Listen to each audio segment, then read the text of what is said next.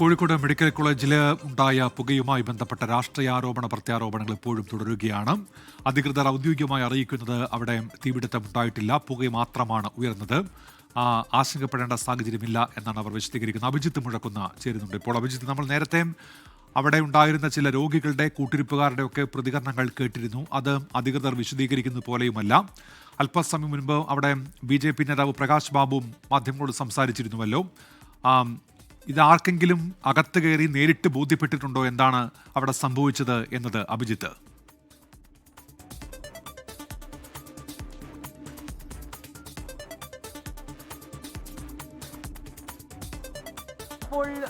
ഏതായാലും നിലവിലിപ്പോൾ സ്ഥിതിഗതികൾ ശാന്തമായിട്ടുണ്ട്, നിയന്ത്രണ വിധേയമെന്നാണ് ഫയർഫോഴ്സ് ഉദ്യോഗസ്ഥർ ഉൾപ്പെടെയുള്ളവർ നമ്മളുമായി സംസാരിക്കുമ്പോൾ വ്യക്തമാക്കുന്നത്. ഇതിലിപ്പോൾ അല്പസമയം മുമ്പ് ജനപ്രതിനിധി ആരോഗ്യമന്ത്രി വീണ ജോർജ് സംസാരിക്കുന്നു. കോഴിക്കോട് മെഡിക്കൽ കോളേജിൽ വീണ്ടും പുക ഉയർന്നതിൽ പ്രതികരണം.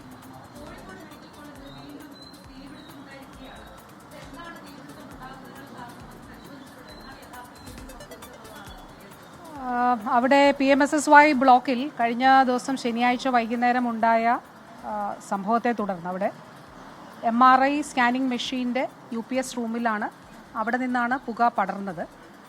ആ സംഭവമുണ്ടായ പശ്ചാത്തലത്തിൽ എല്ലാ നിലകളും, അവിടെ ഗ്രൗണ്ട് +6 ആണ് ഉള്ളത്, അപ്പോൾ എല്ലാ നിലകളിലും പരിശോധന നടത്താനായിട്ട് നിർദ്ദേശം നൽകിയിരുന്നു. ഞാനവിടെ ചെന്ന് അവലോകനം നടത്തി. അതിനുശേഷം മാധ്യമങ്ങളോട് സംസാരിക്കുമ്പോഴും ഇക്കാര്യം പറഞ്ഞിട്ടുണ്ട്. ഓരോ ഫ്ലോറായിട്ട് പരിശോധിച്ച് ഏതെങ്കിലും തരത്തിലുള്ള പ്രശ്നങ്ങളുണ്ടോ എന്നുള്ളത് പരിശോധിച്ചിട്ട് ബിൽഡിങ് അത് പൂർണ്ണമായി മറ്റു കുഴപ്പങ്ങളില്ല എന്നുള്ളത് ഉറപ്പാക്കണമെന്നുള്ളതാണ് നിർദ്ദേശം നൽകിയിരുന്നത്. അതിൻ്റെ അടിസ്ഥാനത്തിലുള്ള പരിശോധനകളാണ് അവിടെ നടക്കുന്നത്. അപ്പോൾ കഴിഞ്ഞ ദിവസം അന്ന് രാത്രി, അതായത് ഞായറാഴ്ച വൈകുന്നേരം തന്നെ അവിടെ കറണ്ട് കണക്ഷൻ കൊടുത്തിരുന്നു. ആ UPS റൂമിൻ്റെ ആ ഭാഗമൊക്കെ ഒഴികെ എമർജൻസി വിഭാഗവും അതുപോലെ 1, 2, 3, 4, 5, 6 ഫ്ലോറുകളിലും കറണ്ട് കണക്ഷൻ കൊടുത്തിരുന്നു. ഈ ദിവസങ്ങളിൽ ഇപ്പോഴവിടെ നടന്നത് 6ാമത്തെ ഫ്ലോറിൽ ഉൾപ്പെടെ 6ലും 5ലും തിയേറ്ററുകളാണ് ഉള്ളത്. അപ്പോൾ ആ ഫ്ലോറുകളിൽ അവിടെ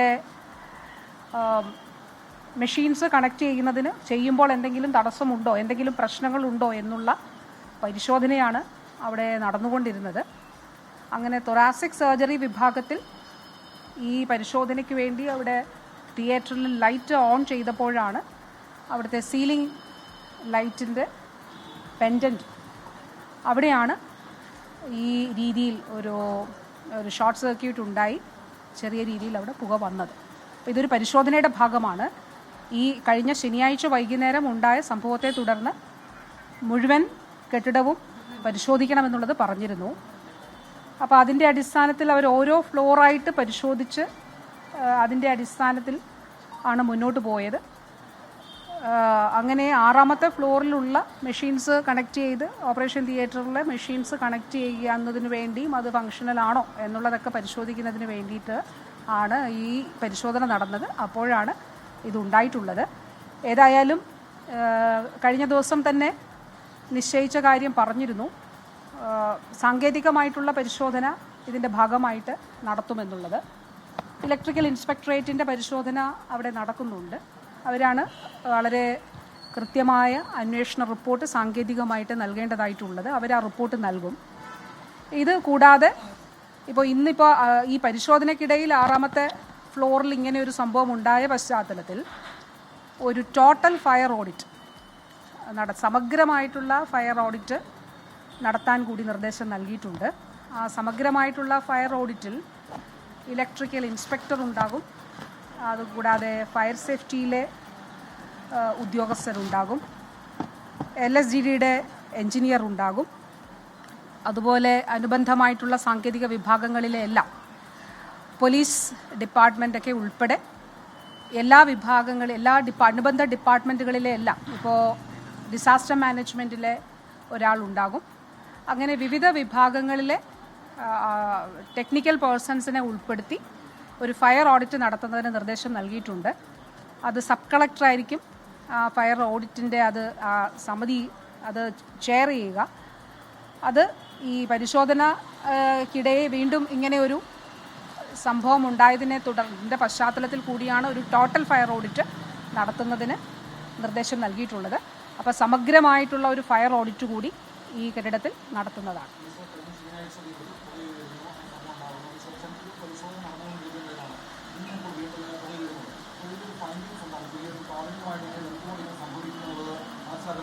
ഞാനവിടെ മീറ്റിങ്ങിൽ തന്നെ സാങ്കേതിക ഉദ്യോഗസ്ഥരോട് ഇത് ചോദിച്ചിരുന്നു. എൻ്റെ മീറ്റിങ്ങിൽ പങ്കെടുത്തത് പോലീസ് പങ്കെടുത്തിരുന്നു, ഫയർഫോഴ്സ് പങ്കെടുത്തിരുന്നു, PWD ഇലക്ട്രിക്കൽ വിഭാഗം പങ്കെടുത്തിരുന്നു, ഇലക്ട്രിക്കൽ ഇൻസ്പെക്ടറേറ്റ് പങ്കെടുത്തിരുന്നു. അതുകൂടാതെ മറ്റ് PWDയുടെ സിവിലും വിഭാഗം ആളുകൾ പങ്കെടുത്തിരുന്നു. അപ്പോൾ ഈ മീറ്റിങ്ങിൽ ഞാൻ ചോദിച്ചു എന്താണ് ഇതിൻ്റെ കാരണം എന്ന് ചോദിച്ചപ്പോൾ ഇലക്ട്രിക്കൽ ഇൻസ്പെക്ടറേറ്റിൻ്റെ ഉദ്യോഗസ്ഥൻ എന്നോട് പറഞ്ഞത് അത് സാങ്കേതികമായ പരിശോധനയ്ക്ക് ശേഷം മാത്രമേ പറയാൻ കഴിയൂ. കാരണം അവർ ആ വോൾട്ടേജ് മെഷർ ചെയ്തപ്പോൾ 12.9 എന്നുള്ളതാണ് കണ്ടത് എന്നുള്ളതാണ് പറഞ്ഞത് ബാറ്ററിയുടെ.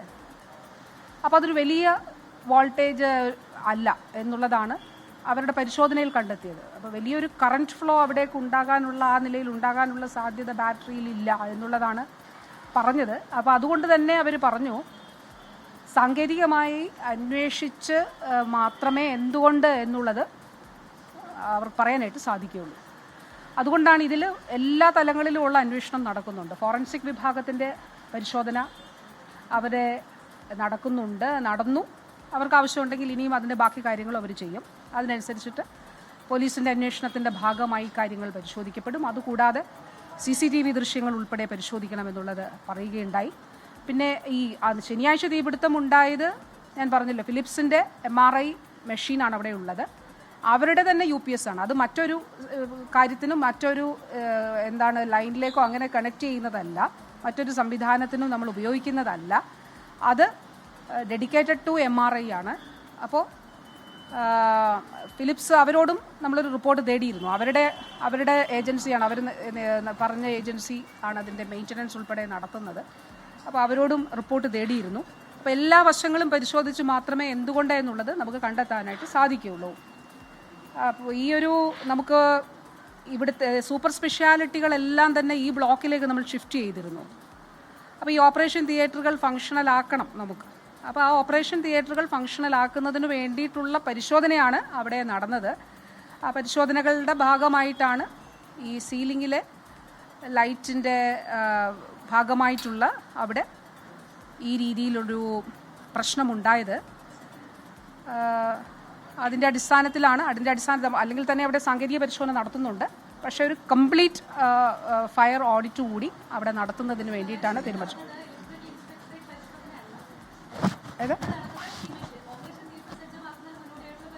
ഇലക്ട്രിക്കൽ ഇൻസ്പെക്ടറേറ്റ് പരിശോധന അവിടെ നടക്കുകയാണ്. അതായത് ഇലക്ട്രിക്കൽ ഇൻസ്പെക്ടർ ഇപ്പോഴും അവിടെ അവരുണ്ട്. ഇലക്ട്രിക്കൽ ഇൻസ്പെക്ടറേറ്റിലെ ഉദ്യോഗസ്ഥർ അവരുടെ പരിശോധനകൾ നടത്തുന്നുണ്ട്.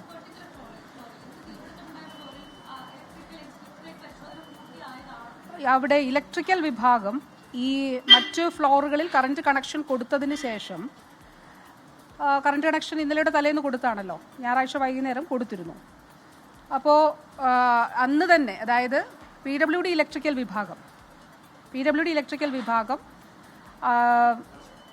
അന്ന്, അതാണ് ഞായറാഴ്ചയല്ല ശനിയാഴ്ച വൈകുന്നേരം തന്നെയാണ് കറണ്ട് കണക്ഷൻ കൊടുത്തത്. അതായത് അന്ന് വൈകുന്നേരം ഉച്ച മുതൽ വൈകുന്നേരം വരെയുള്ള സമയത്ത് അവർ ഫ്ലോറുകളെല്ലാം പരിശോധിച്ച് പരിശോധനകൾ നടത്തിയതിന് ശേഷമാണ് കറണ്ട് കണക്ഷൻ അവർ കൊടുത്തിട്ടുള്ളത്.